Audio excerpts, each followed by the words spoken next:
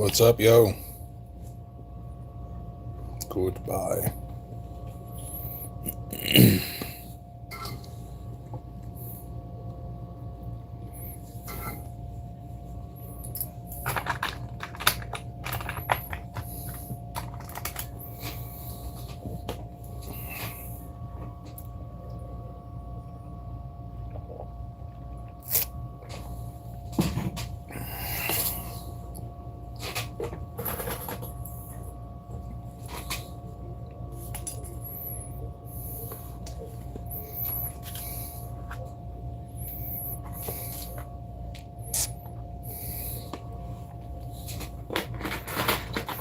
Yo, what's up, people coming in?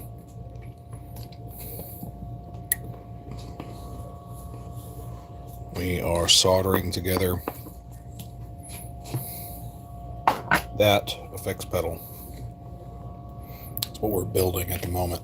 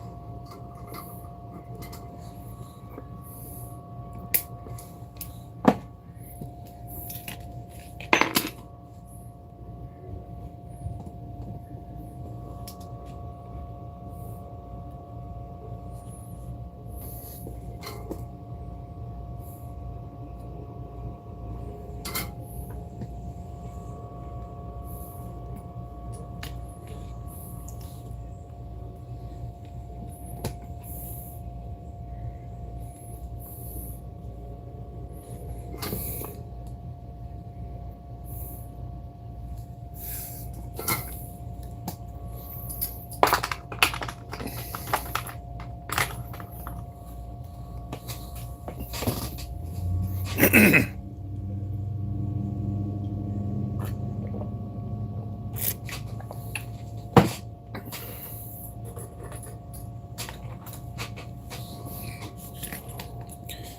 are almost done with these. 2 more. This one and then the last one. And I'm not gonna lie, I'm ready to be done.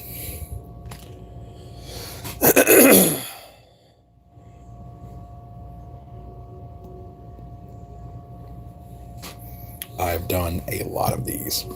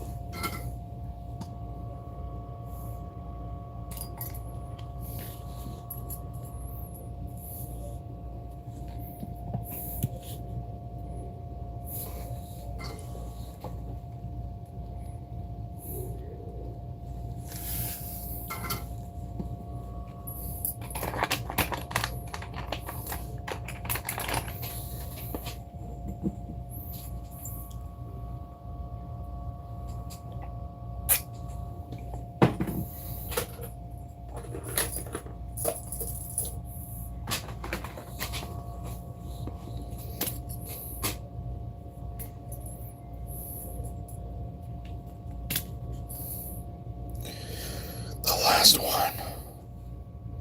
Oh.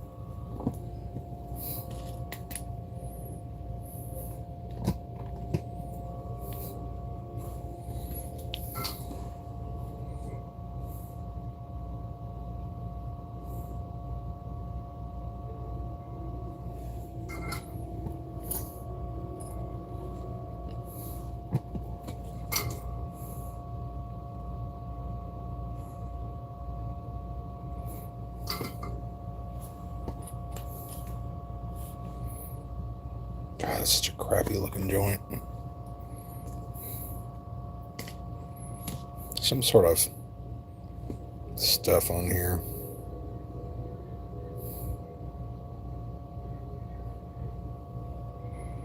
Yeah, it's got penetration. We'll go with it.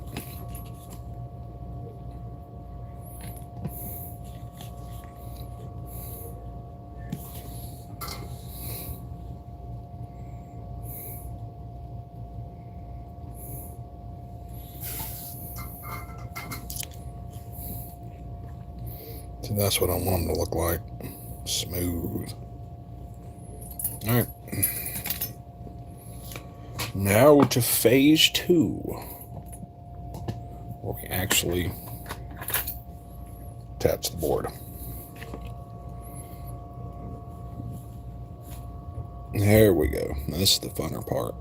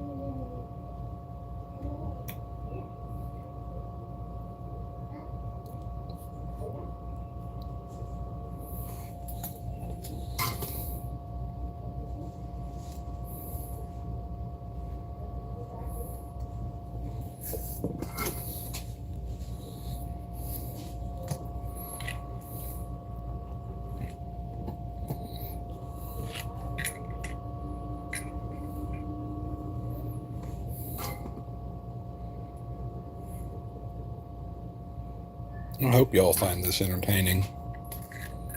Feel free to say something in the comments. I don't really know what to talk about, to be honest. We can talk about all sorts of things. I love knowing where people are from.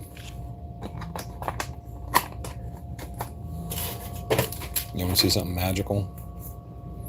This is amazing. I just love burning this. Okay. Where is my torch?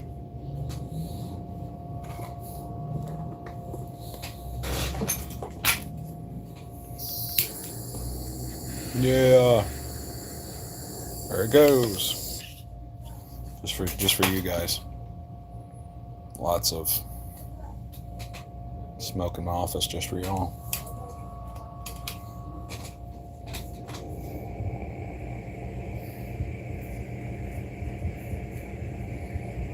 Probably should burn this in an enclosed room.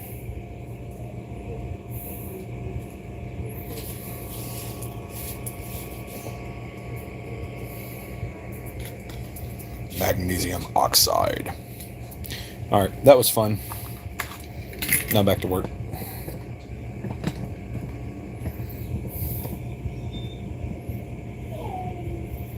Vice is all sticky. Y'all ever have a problem with them? Sticky vice. So sticky.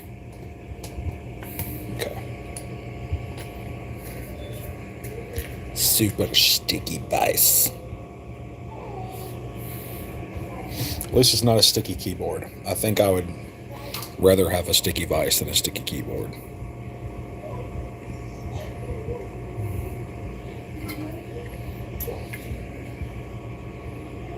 There's only one reason a keyboard would ever get sticky. That's if you spill a Coke on it.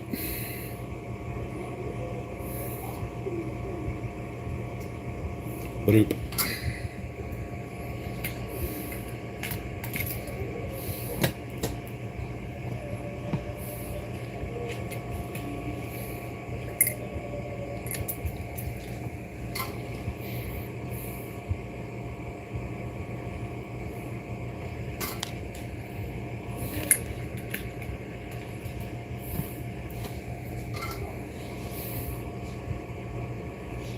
Ha! Help put the wire in it.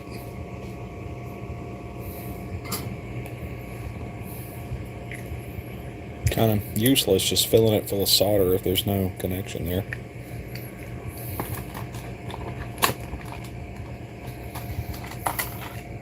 So, just in case y'all are wondering, this is that.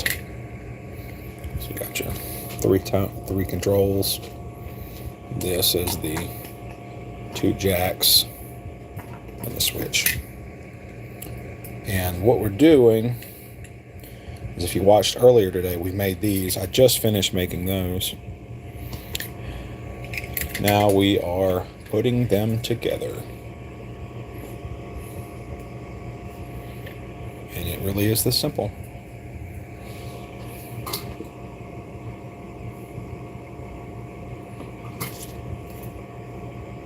Let's try this.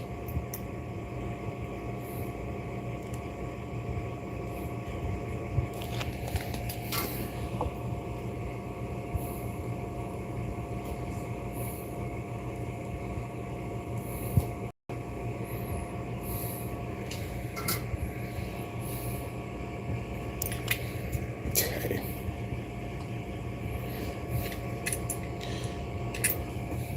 I don't know if you're paying attention or not, but if you notice where I'm clamping on these jacks,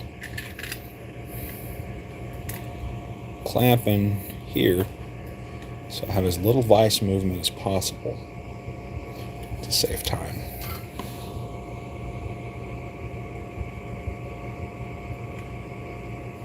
Why is that important? Yeah, I don't like cramping on my vise.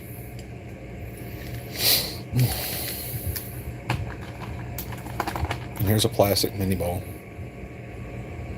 for all you Civil War enthusiasts.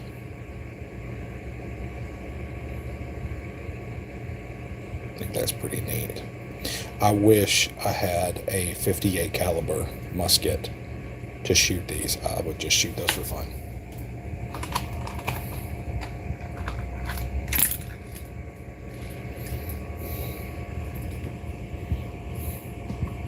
Can you imagine airsoft with these? That would suck. That would suck so bad.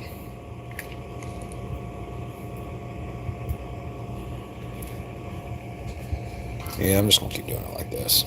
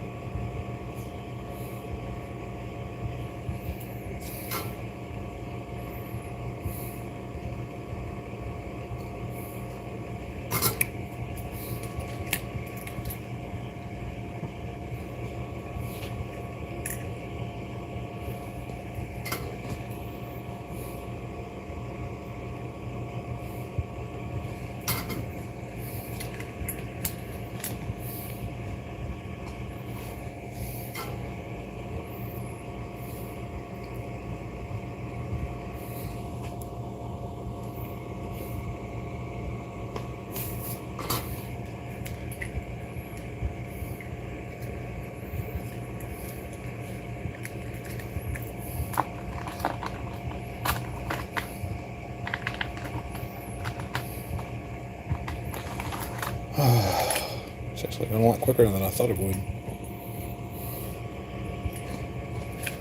Probably because I'm not watching YouTube, I'm making YouTube.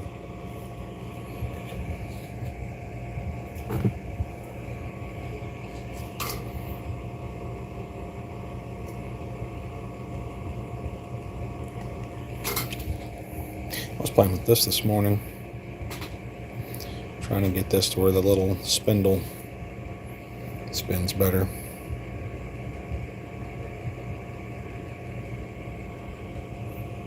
I love this micrometer. It's a little 1/2 inch. It's not really good for much. It doesn't read intense, but it's really old.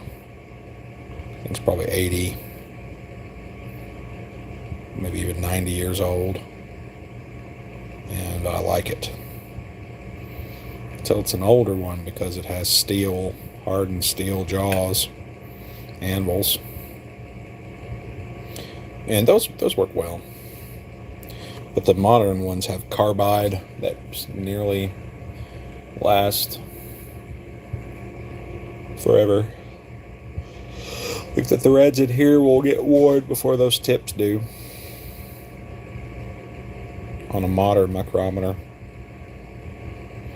But yeah, I just like these. Yeah, there's some rough spots.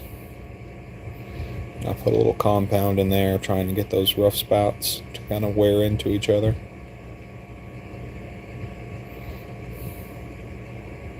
Figure if I fidget with it enough, it'll smooth up.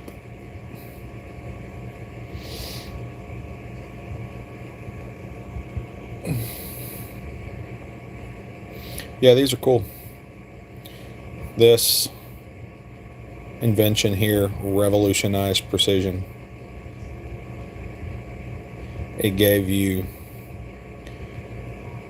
thousandths or even tenths level accuracy for fairly cheap. If it had a tenth scale on it, I don't know if I'd trust this one for tenths. But for a thousandth, yeah, let's see why not. I'm not really sure what they used. Machinists back in the day would use a 1/2 inch micrometer for. I mean, I can't think of any application where this would benefit over just a 0 to 1. It's so small, it's difficult to hold. But who knows?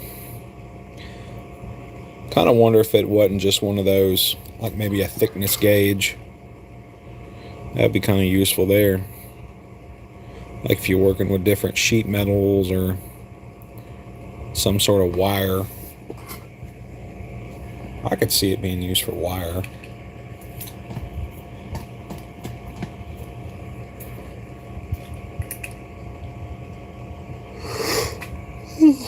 Just something you conveniently carry in your pocket, because a 0 to 1's kind of clunky to carry around in your pocket.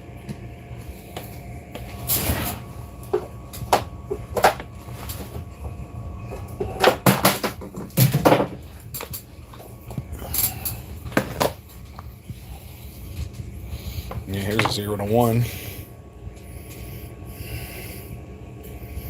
The jaws are dirty. Basically the same thing. It's bigger. See how much bigger it is. But it reads the same.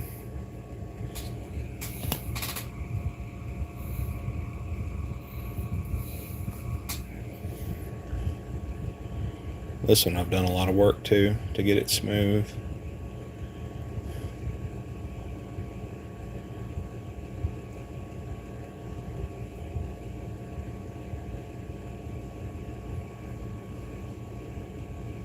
Yeah, I'd use this one. See how much easier that is to hold. A lot of these had friction thimbles, or ratcheting thimbles on the end, but if you get the feel for it, you get one that's real smooth like this one is, you don't really need it. See, you try to hold this one like that and it doesn't really work. You really need to hold it with two hands. That's why I just wonder what this one was even used for. I got it just because it was cool.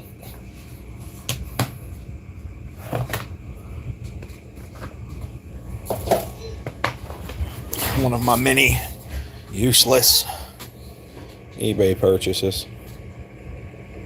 I mean, it's a miniature micrometer. Why wouldn't you want that? If you're a machinist. I'll keep it in my pocket with me to fidget.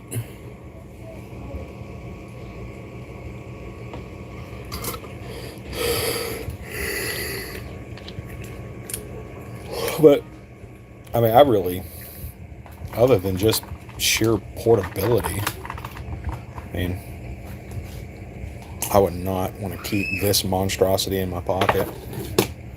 That's aggravating to carry around. It also aggravates me when the anvils are dirty. That's how I clean them.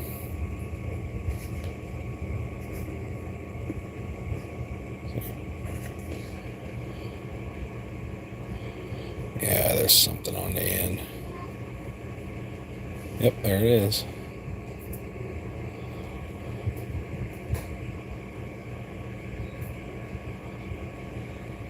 Well, this one will read tenths.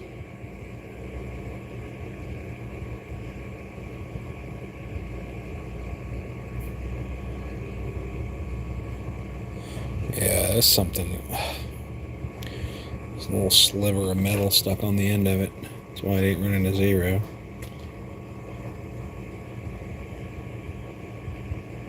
It's getting close. Whatever that is, it's about a 1/2 thousandths thick. 5/10 thick.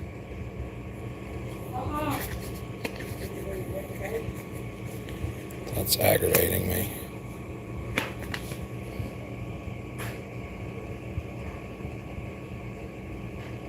Still there.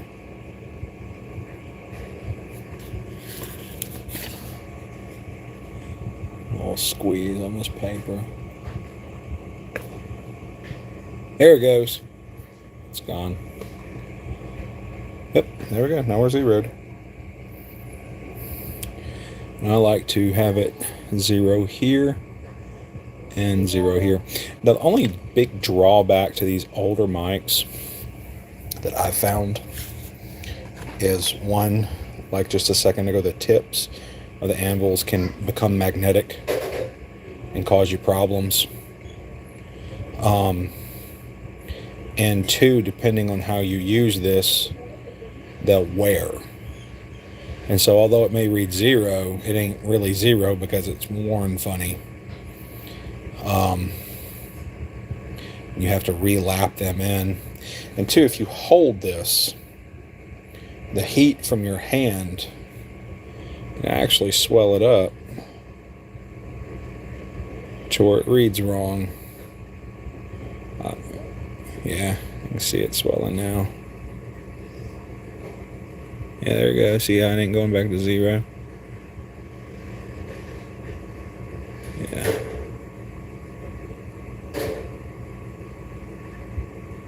I don't know. Yeah, that little. All right there. You can see that pretty good about right there. That's how much it's swollen, just from me holding it. So what they'll do on modern mics is they'll have a plastic insulator here to insulate the heat of your hand from the, yeah, about right there. As I could feel it. You can kind of push past it, but that's not a real accurate measurement. But I mean, again, I don't do machinist work anymore. This is more of a novelty. Just because I like it. I wanted matching micrometers. I'm trying to find a 1 to 2. I'd love to have a whole set of these. Just to have them. Brown and Sharps. Oh, this one's got something in it.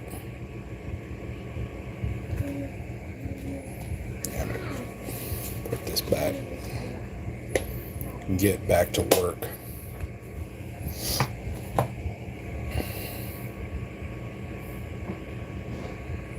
Where did my cleaning paper go?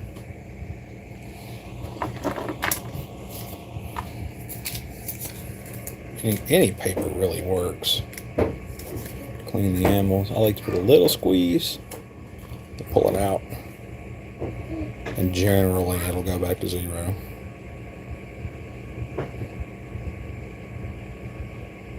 Yep, there we go. Alright, back to work. Done playing around. Can't just play with toys all day.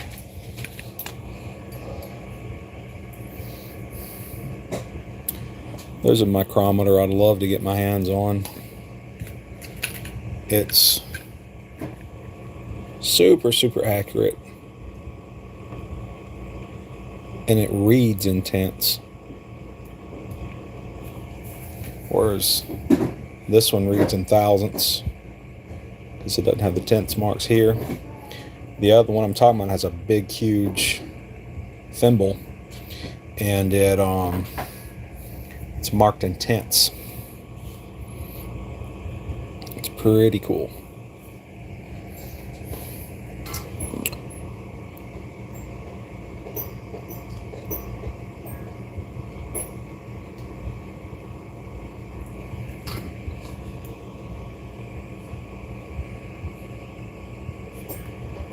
Pretty freaking cool.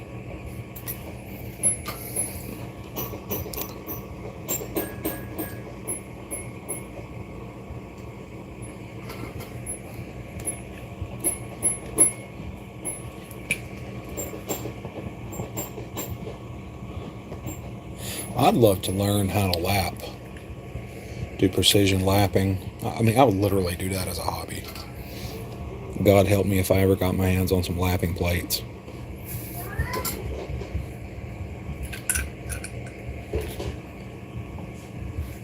If I ever got a hold of some lapping plates and some optical flats, oh man, I'd be dangerous. I'd have the squarest, flattest things you could ever imagine. I would literally have little blocks of metal like this all over the place that are just perfectly flat. Now this is really flat. This was surface ground. I've kind of polished on it over the years. I like fidgeting with stuff like this. It's what I need to get into for a living. Really tedious polishing jobs. You go to work for a laboratory, I would go insane. Like, something about super precise flatness and squareness, like, really sets off my tisms. And being is that once you get down to a certain level, man, you really can't hit certain numbers with machines. Like, it really does require that human touch to be able to hit those precision numbers. Like when you get down to the millionths.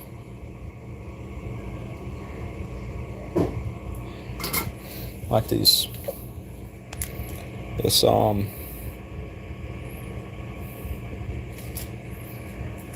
gauge block here. Let me edges.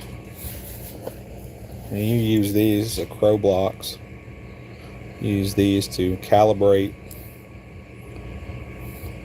equipment.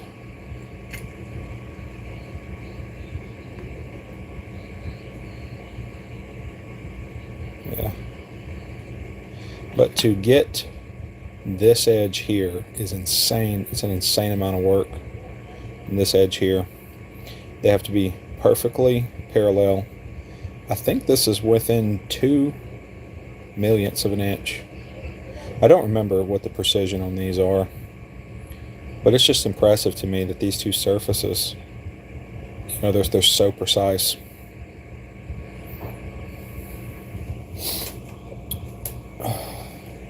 I never really trusted my tools like this, like micrometers and stuff like that, when it came down to hitting some real tolerances. If anything under a thousandths or under, I would actually set up a gauge block set and calibrate my tools to, I would measure the gauge block and then measure whatever I was cutting, measure the part, kind of see where I was at.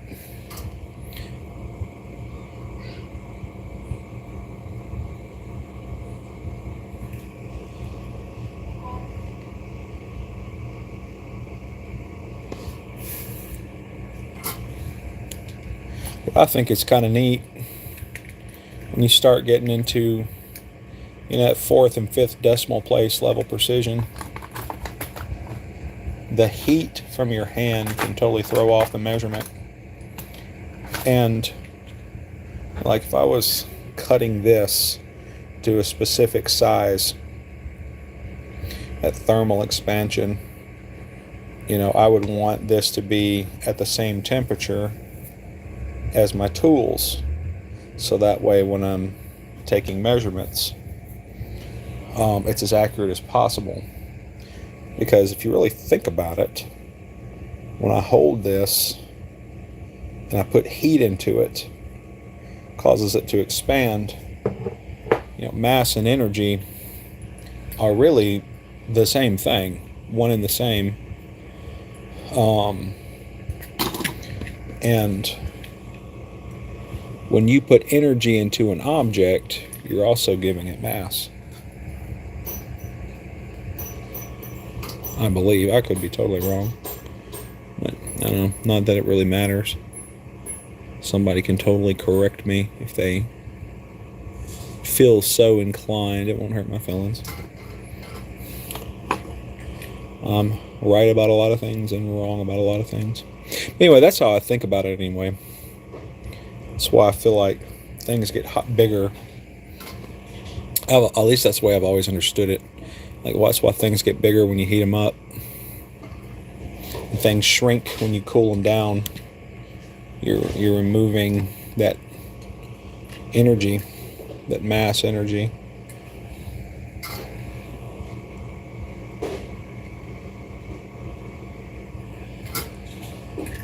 I listened to a physicist on YouTube the other day explaining how there were no such thing as electrons.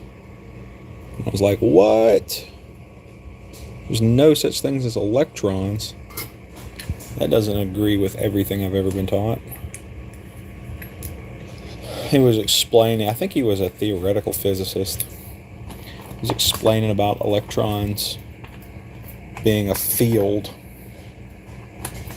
which is so interesting. Like, there's an electron field.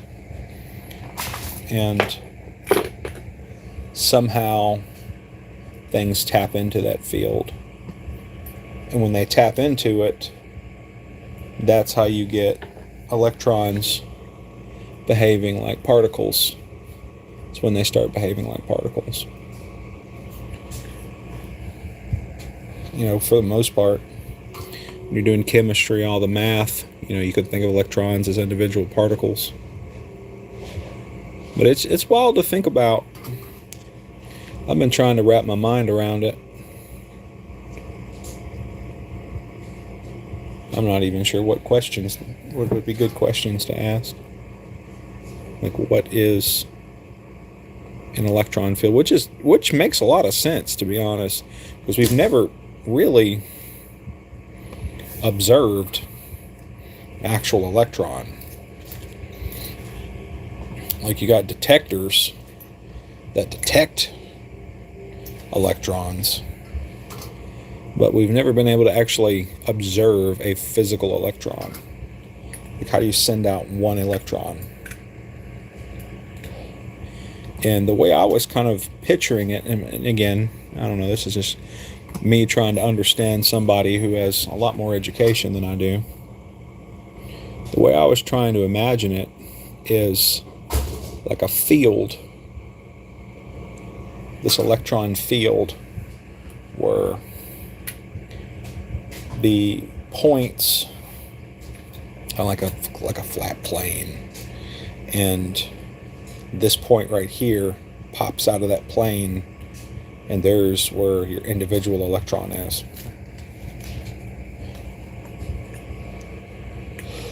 I don't know. Not that it really matters anyway. I really would actually love to talk to somebody who understands that better. What a shame if I learned something new. This is confusing. Did I do this one earlier? Yes, I did. We are building Heartbreak distortion pedals. So this is the board. Right here's where the magic happens. These two diodes. These aren't installed yet. You'll see. So this diode here and this diode here is where all the magic happens. It's pretty neat. And then there's this little... I love these miniature op amps. I do miss the old design where I had an actual socket to plug this into. You want to see the old design? Let's crack this bubba open. This is basically the same thing, but I really wish. And those smaller op amps, they're probably superior. Oh, well, now this is a new one too. I thought this was a... I thought I had an older one. I may have sent it back.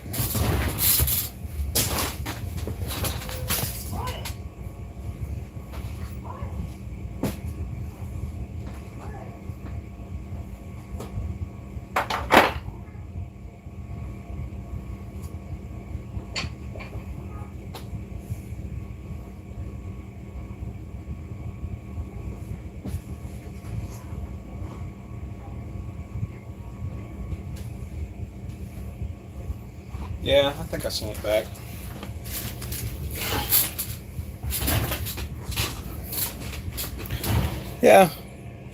Yeah, around in here on the original one that I used to build, use these, and you'd put a socket in here and you could press this in, and I don't know, got a thrill out of it.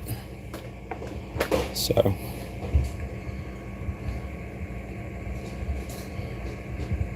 but yeah, I always kept a pedal. Yeah, this was the older one. I just used the enclosure and put a new board in it. Okay, I'm not going crazy. But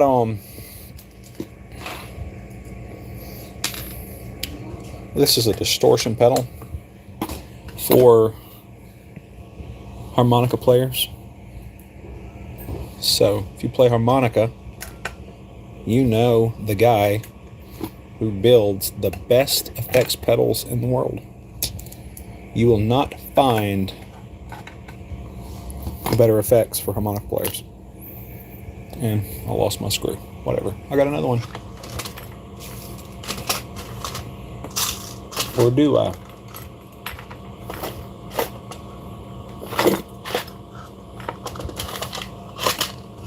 Or do I?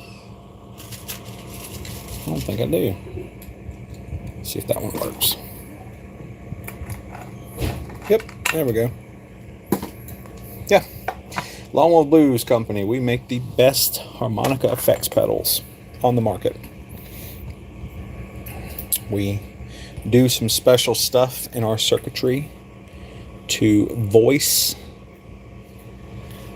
the frequency response for... No, I don't do any sort of Arduino stuff. Everything we do is analog. We tried getting into the digital stuff, but here's the truth.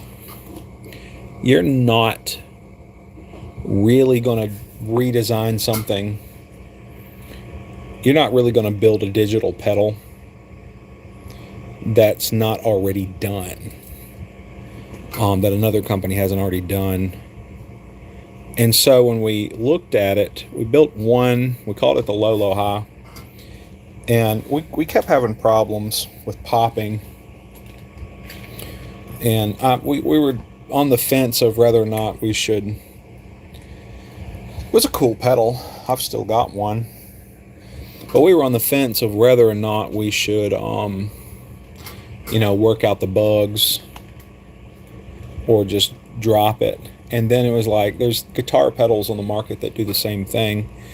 And with digital effects, you're not really going to benefit with a harmonica specific pedal. So, and that's what we try to do. We build harmonica specific pedals. Whoops, knocked you over there. Like we got a delay pedal that will knock your socks off, and you will notice a difference if you're accustomed to playing through guitar pedals, and then you play through our delay pedal. You'll see the difference. You'll notice your tone's a lot bigger. Doesn't sound as thin. Guitar effects generally make harmonica players sound really thin in their sound. You lose a lot of the bass overtones that are created. So, and that's kind of the point of that bass boost we have here on this pedal.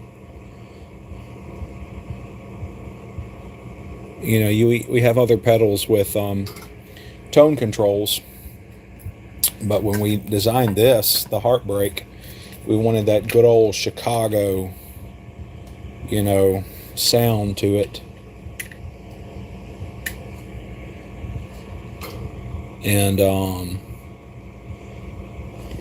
we wanted that Chicago sound without having to lug around a 40-pound amp.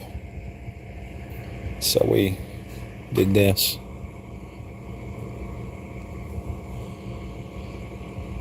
I think truthfully, it's one of my favorite pedals.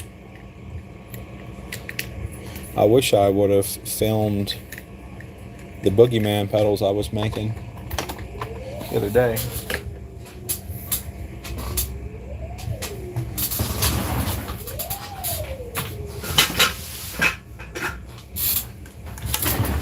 These right here have the same circuit. This is the Boogeyman. Also has a high Z output. And if you look here, got your volume, your drive. This is where the harp attack circuit is. This also has a built-in delay and a built-in Tone Plus pedal. So basically it's just 3 pedals in one. And this is always active. So instead of having this bass boost, you just have this. You have a treble control and you have a bass control. And man, this thing sounds killer. If I had to choose between that one and our other pedal that we build, I would do that all day.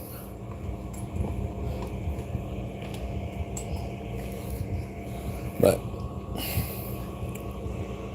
the world of pedals is a vortex of infinite possibilities if you ever get into them and you're a musician.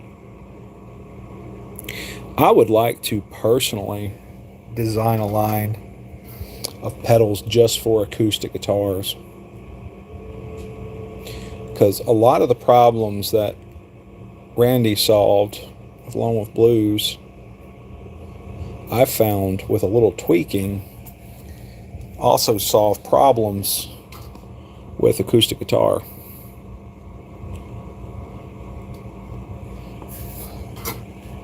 Because acoustic guitars use crystal, quartz crystal pickups. They're called piezos.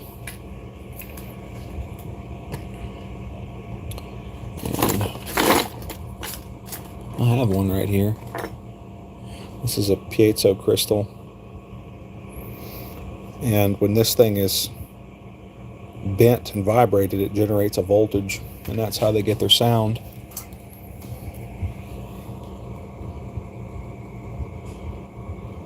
But acoustic guitars sound really thin. They're a lot better than they used to be. I remember when I was a kid, and acoustic electrics were kind of a new thing. I think the technology was only 10 years old back then. Like they produced them in the 80s, but mainly, you know, they didn't really get developed until the 90s and the 2000s. Not with any real refinement. But even when I was a kid, acoustic guitars sounded different plugged in than they did unplugged. If you ever play on an older acoustic electric, you'll notice that. My first acoustic electric, because I needed one so dang bad, I took a smoke detector, pulled that piezo crystal out of it, and stuck it under the bridge, and created my own sound. It worked. I didn't really know too much about electronics. I didn't understand how all this worked. And I used a computer speaker as a pickup. Not a pickup, but a preamp. And that was not the right thing to do, but I did it. Because I didn't know any better.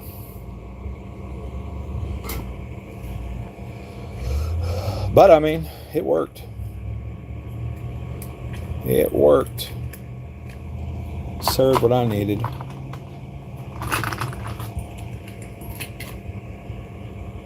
But acoustic electrics back then were so expensive.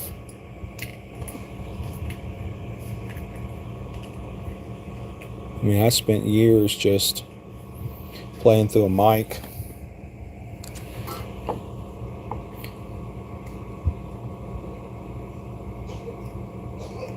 At least a decent acoustic electric was expensive. I'd finally gotten my hands on an Ovation. That was probably my first real decent guitar. Man, I played that thing for years. Played it till it was basically unplayable, and then I sold it.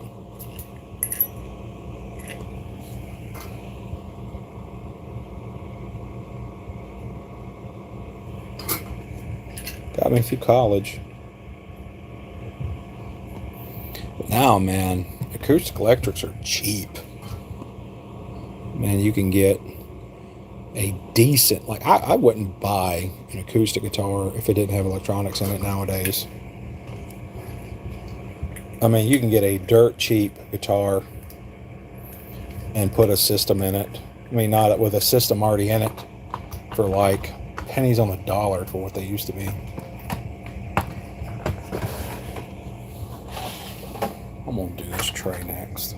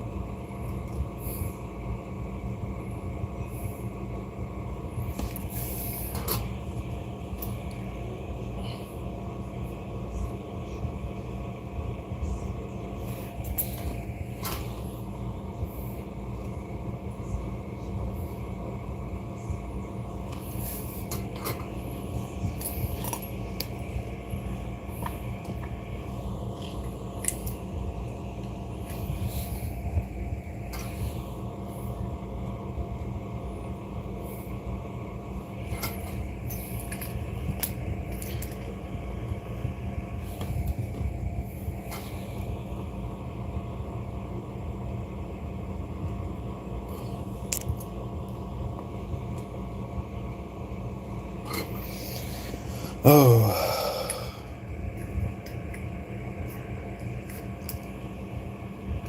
I ought to build one of these from scratch for you guys. Like,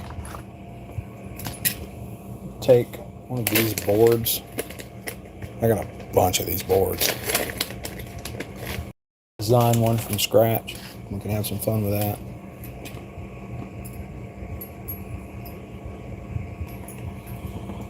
Pretty much all I'm doing here is trying to get my watch hours up. So, the longer y'all watch, the better it is. I'm really trying to get this channel monetized so I can quit my day job. Quit my day job and do fun job stuff. Like motorcycle madness stuff. Do projects for a living. And go on adventures. And entertain you guys. I feel like when I'm not working, I can be fairly entertaining. At least I hope I can. Because it would kind of suck if you want to do something for a living and you're not good at it. It's called delusion. I don't want to be delusional. But you want to see something dangerous? This is very dangerous. Probably shouldn't be handling this. But it's okay. You just wash your hands and you're fine. But this is beryllium. And I used to work in a tool and die shop. And I found this piece of scrap beryllium. And I was like, that's pretty cool. So I machined it. And these things make really good punches. Like if you gotta tap on something hard, you can use this and it'll hold up a lot better than copper. But this metal is very poisonous. Very, very poisonous. You do not want to get this in your lungs or inside of you. It'll kill you. And here I am just handling it. Yeah, just don't eat your finger and you're fine. But I just like to keep dangerous things around. I think it's pretty, to be honest with you. Yeah, this is beryllium mixed with copper, I believe. And what they would do, what they used to do with beryllium, is it would be used to make injection mold cores because of its temperature stability.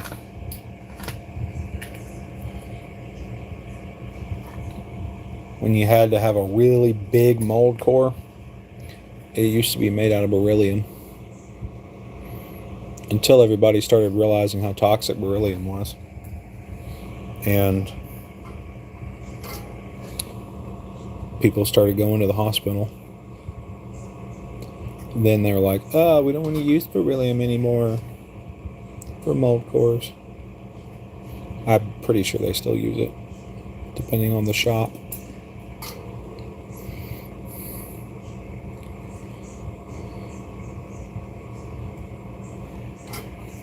There's so much stuff tool and die makers are exposed to. It was a fun trade, though. I really enjoyed it.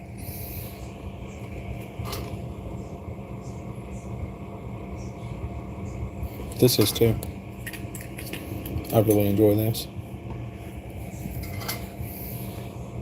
I like tedious stuff. Like, the more tedious, the better.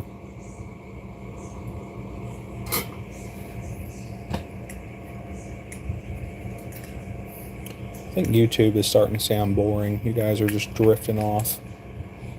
Slowly but surely drifting off into Never Never Land. Like, bye Steve, you're boring. I'm leaving you. It's fine. For those of you who are staying, heck yeah, y'all rock. I really never know exactly who's watching and who isn't. That's the kicker. Because my old lady, she was watching on one end, and she said I had like 100 people on, And on my end, it barely showed anybody. I don't get why that is.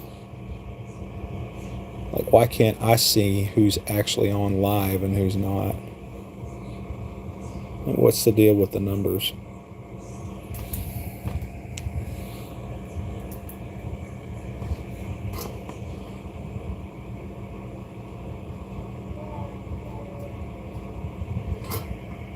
I need something to blow up for you guys.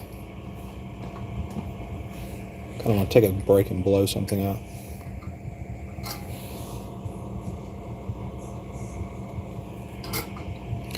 See if I can find a motor or something to cook. I had a bunch of motors on my desk the other day. I don't know what I did with them.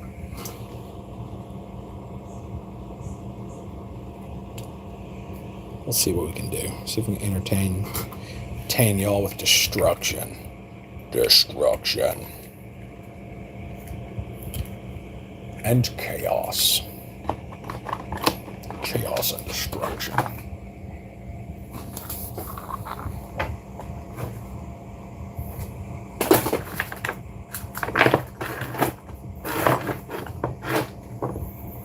Where my little motors went? I had a bunch of them. Hope I didn't throw them away. I cleaned a bunch of stuff. That might be what happened. I chunked them.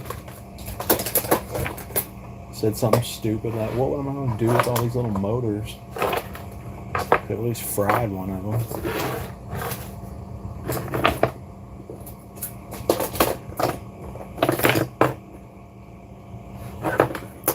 Dang, y'all. I don't know what I did with them.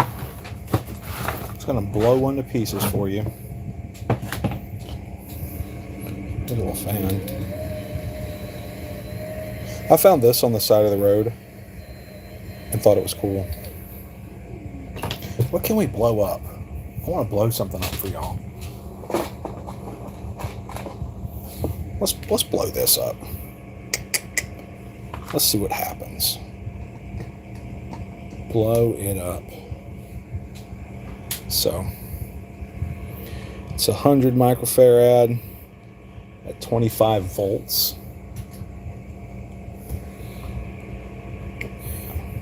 I'm not going to hook it up backwards either. These little suckers are resilient. Most of the time when you hook an electrolytic up, they explode. When you hook them up backwards, they explode. But these little boogers, they just don't. You got to overvolt them, and that's what we're going to do. Okay. I'm just going to grab this lead right here. Okay. Connect that. Now we're just gonna, I don't know, crank it up. How do you like that?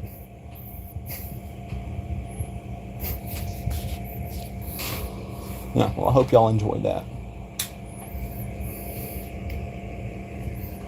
There's the inside of one. That's all it is. 2 pieces of foil wrapped in paper.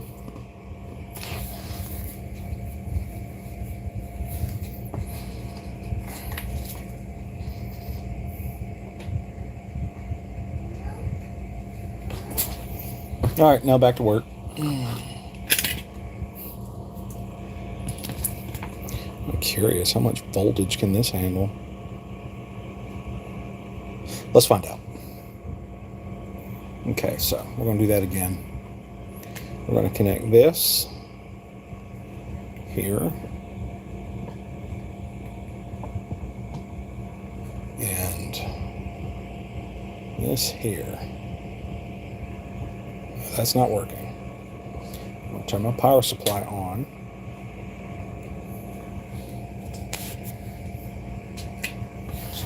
And I'm just going to crank the voltage up.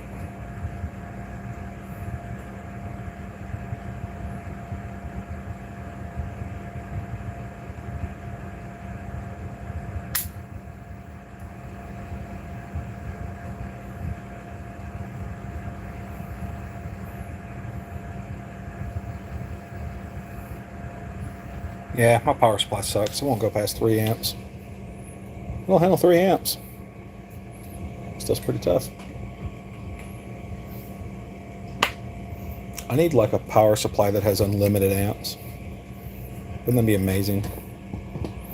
You know the stuff I could fry?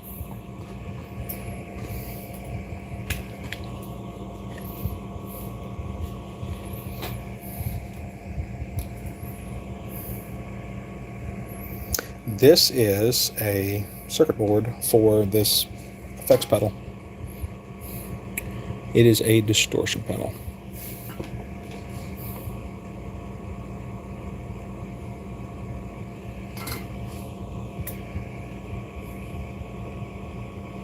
And what I'm doing here is wiring the pedal to the bypass switch.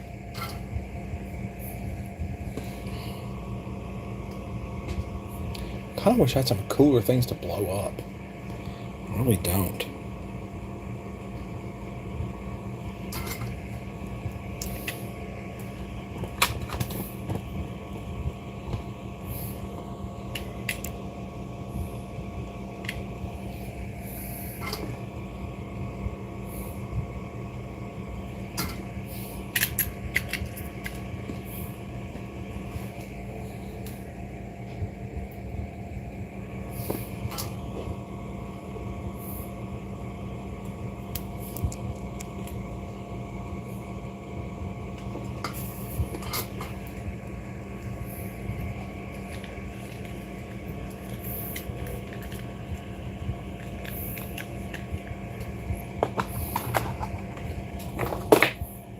I got this motor,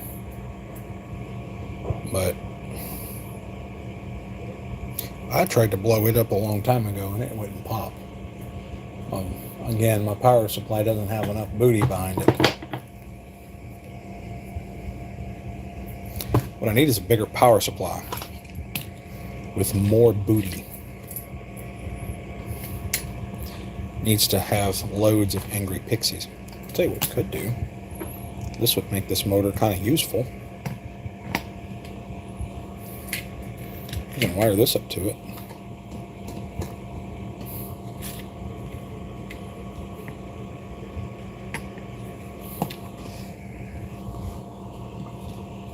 Okay, let's do this.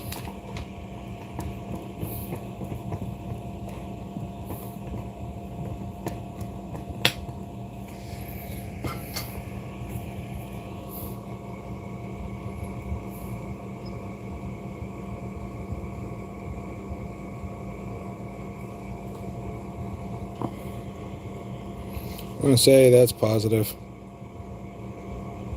because I can.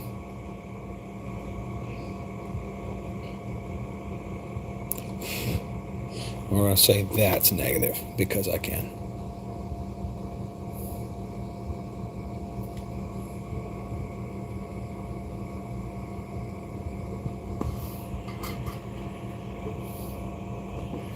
And we'll plug it in to my power supply and turn it up.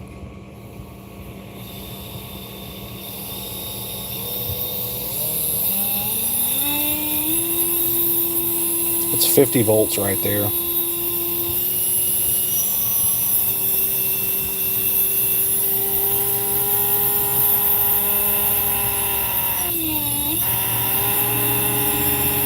$60,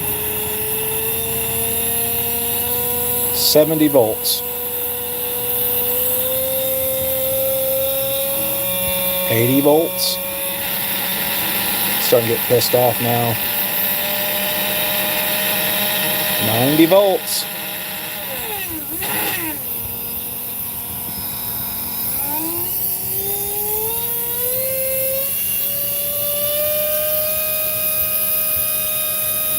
It's really impressive that it can handle that. This ain't AC, this is DC. That's 100 volts right there.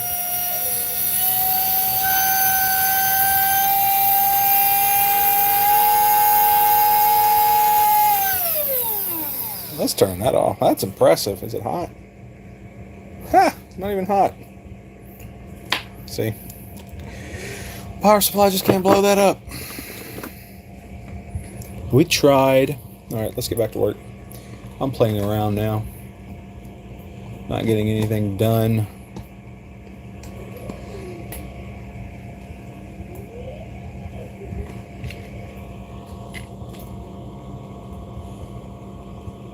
My old lady's in the other room making motor noises. I'm telling y'all what, she is great. She's like the best ever. She is my bestest friend in the whole wide world.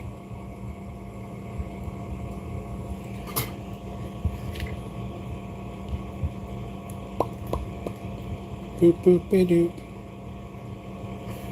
Yeah, I'm so ready for these to be done. Because I want the money, the moolah. As soon as he's done, I get paid. And being paid makes me happy. Because that means I get to make more.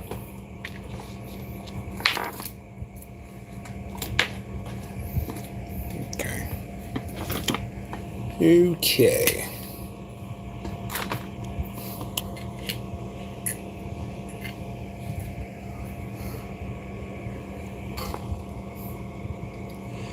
Yeah, I'm thinking of an adventure. Have y'all ever heard of the Janus Motorcycle Company? I'm thinking of doing an adventure with them guys where I buy the cheapest street legal motorcycle that money can buy. I mean, the dirt freaking cheapest. Like, iPads cost more than this thing. And buy that motorcycle and drive to Indiana from Mississippi and go see if they'll let me build a Janus motorcycle. Like, I go tour their factory and see if they'll let me actually build one. That would be so cool.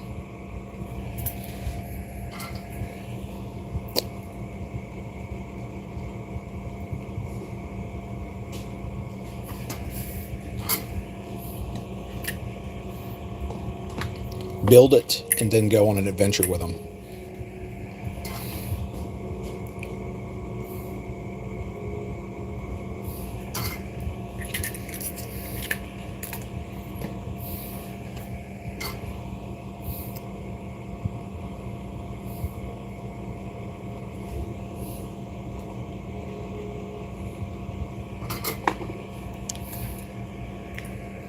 What do y'all think about that?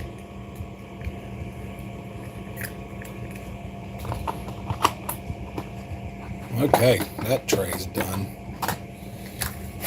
Let's put it up.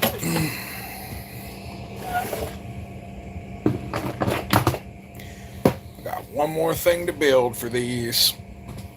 Oh, and they'll be ready for final assembly. Oh, I've got to build power jacks. Because this pedal has an option for 9 volts. And I got to build a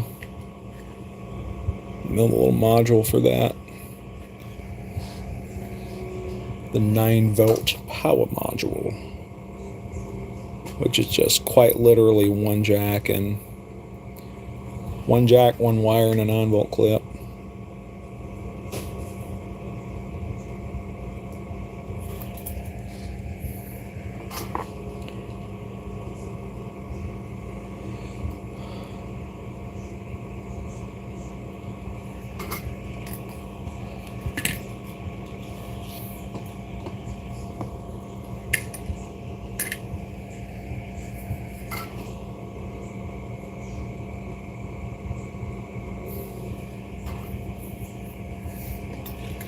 Oh man, all my peeps is dropping off. I got 9 people. 9 people left.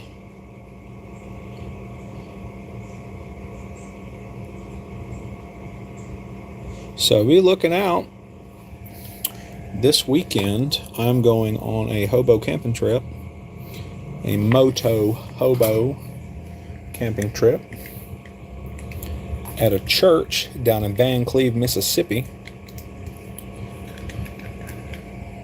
And I'll be speaking at said church.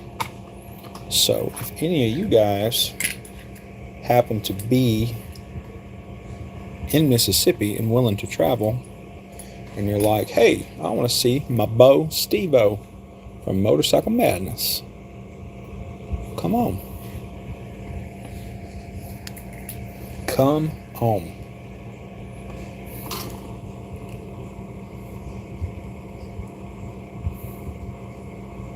Because I would love to see y'all.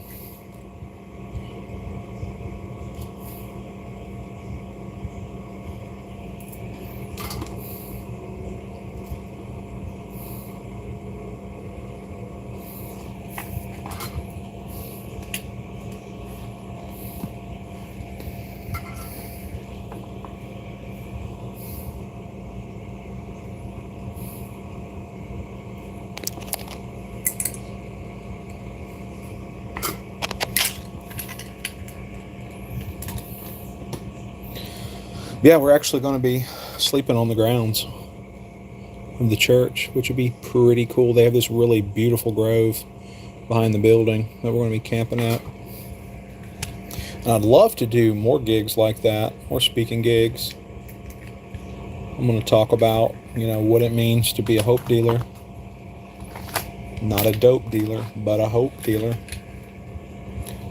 And, oh, that's a terrible joint. Golly, why'd y'all let me do that? Jeez, what the fluff. Oh, that's some bull spit if I ever seen one. Can't believe y'all are watching me just do that. That ugly, ugly solder joint. Dang, you guys. I thought y'all loved me. Thought y'all were my friends.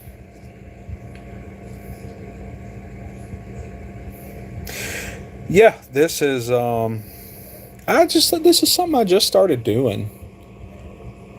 I was bored the other night and I needed some more watch hours because I'm trying to get my channel monetized. And man, lives seem to be the best way to get your watch hours up. But yeah, this is what I do. This is my day job.